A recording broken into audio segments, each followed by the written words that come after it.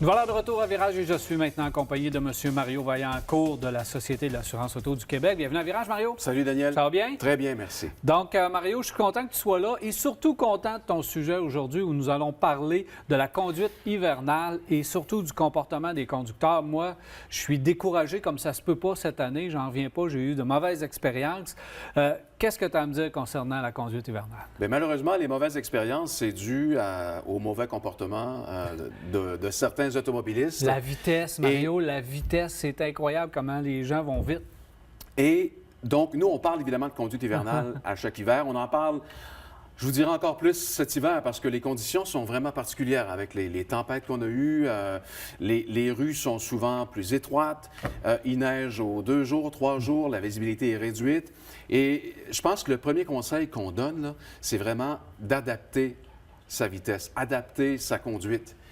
Parce que lorsqu'il neige, lorsque les routes sont glissantes, on ne peut pas toujours rouler à la même vitesse. Et il y a un article qui dit que lorsque, par exemple, vous n'adaptez pas votre conduite, votre vitesse aux conditions, le policier peut intervenir et vous donner une contravention.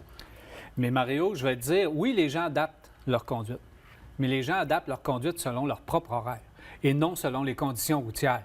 On est pressé, puis au fond, peu importe les conditions routières, on arrive à destination le plus vite possible. Et c'est là que les accidents puis les incidents arrivent, les sorties de route, parce qu'il y en a énormément cette année. Les policiers en parlent, les remorqueurs sont toujours débordés, on le voit tout partout. Alors, les gens adaptent selon leur propre situation et non selon les conditions routières. C'est là le problème. Et on parle, je pense, là, à ce moment-là, et on en parle à longueur d'année de partage de la route. Mais là, on parle de partage de la route et d'adapter sa conduite aux conditions hivernales. Parce que là, quand vous êtes automobiliste, vous pouvez être dangereux pour un autre automobiliste selon la manœuvre ou le fait que vous allez suivre de trop près, vous allez aller trop vite. Mais vous pouvez aussi être dangereux pour un piéton, par exemple, qui va devoir peut-être marcher un petit bout dans la rue parce que le trottoir n'est pas complètement accessible, par exemple. Et tu as dit quelque chose d'important, je veux y revenir parce que je veux que les gens comprennent bien. Quand tu dis que l'article qui prévoit une conduite dangereuse et que les policiers peuvent intervenir si on ne s'adapte pas aux conditions routières, ça veut dire, et reprends-moi si c'est pas correct, mais ça veut dire que même si vous roulez à la vitesse permise par la loi, un policier peut vous arrêter et vous donner une contravention. Tout à fait, absolument. Si vous pour avez excès de vitesse. Si vous avez une limite, exemple, je ne sais pas moi, de 70, admettons, là, et que les conditions font en sorte que vous ne devriez pas rouler plus que 50 km/h, bien oui, un policier pourrait intervenir parce que là, vous êtes en situation que vous ne devriez pas rouler à cette vitesse-là. Puis il y a d'autres articles qui disent également que votre voiture doit être bien dégagée et de ne pas avoir de ce qu'on appelle des igloos mobiles. Ça, c'est épouvantable. Ça, c'est moi-même, je me suis fait réprimandé parce que j'ai dit à une dame qui n'avait pas dégagé sa voiture que c'était pas sécuritaire et je me suis fait virer de bord. T'as pas idée. Parle-moi des igloos, justement. Ah, écoute, on en parle sur nos médias sociaux. On met beaucoup de choses, dont on a une capsule là, sur les igloos mobiles qui a été vue.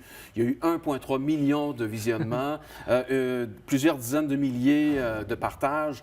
Donc, ce qu'on voit, c'est vraiment des situations où les gens n'ont pas bien dégagé leur voiture. Donc, évidemment, on parlait de prudence et d'adaptation lorsqu'on est sur la route, mais avant de partir, il faut que le véhicule soit bien dégagé, bien déneigé, pare-brise, le toit, pour pas qu'il y ait de la neige ou des morceaux de glace qui viennent, par exemple, perturber votre visibilité ou celle de ceux qui vous suivent. C'est de la négligence, Mario. C'est de la négligence de ne pas nettoyer sa lunette arrière, sa lunette avant et même le toit, parce que lorsqu'on roule, il y a de la neige sur le toit, ça s'en va dans la lunette arrière. Absolument. Donc, il faut prendre le temps de bien déneiger sa voiture. Et lorsqu'il tombe beaucoup de neige et qu'on arrête à plusieurs endroits, évidemment, il faut le refaire.